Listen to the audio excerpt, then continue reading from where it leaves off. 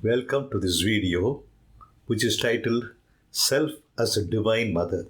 This video is in the category of spiritual nourishment. This Sunday, we are beginning the season of Advent, the 4 weeks of preparation for Christmas. When you think deeply about the meaning of Christmas,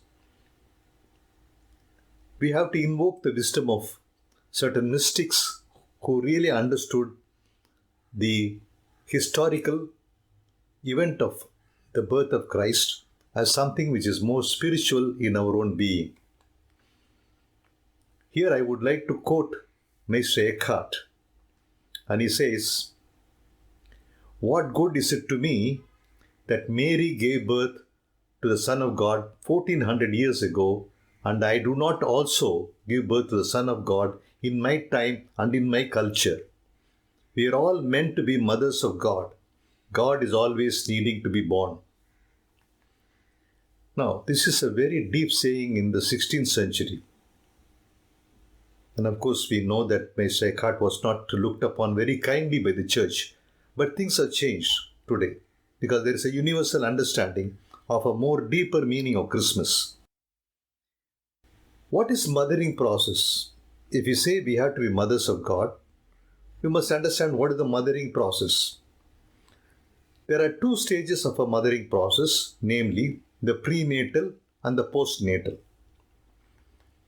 If you take the prenatal, there are different stages, 5 stages of involvement of the mother with respect to what he is going to birth.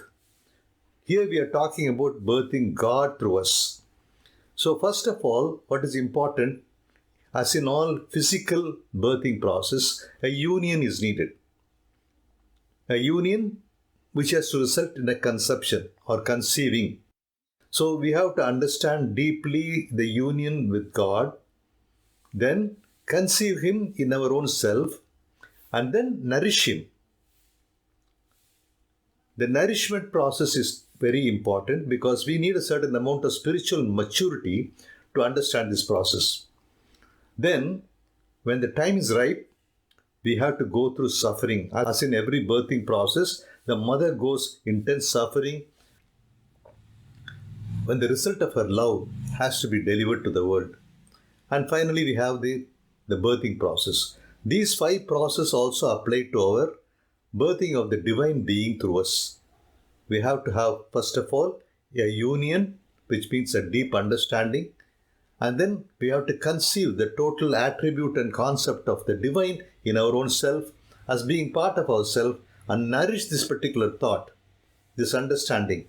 And then through a intense suffering of rejection, segregation and all that we have to go through in this world, we have to birth the divine to the world. Now, in the postnatal stage, also, we have to sustain. It is not enough that this birthing process takes place through us, but also we have to sustain this as a permanent process through us. And we have to do an adaptation. This adaptation must be with the entire community. This adaptation must be the entire ecosystem of a universal understanding of interconnectivity. Then this wisdom has to be propagated, and we become the messengers. We become the universal mother, so that every person or everything that comes in contact with us is able to propagate this divine person through their own self. Finally, we have to undergo dismantling of the manger in which Christ was born in us, or the divine was born in us. And to conclude this reflection on this day, on the 4 weeks that lies ahead, which gives us enough time, we have to reflect on the final words of what Meister Eckhart says.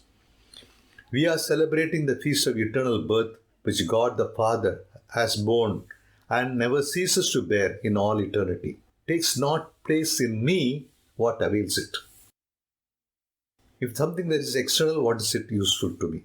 Everything lies in this, that it should take place in me. So we should be the center, we should be the focus of this eternal birthing of the divine to the entire world, to the entire cosmos. Thank you for watching and listening, and have a deep reflection on this particular process of birthing the divine through our own selves.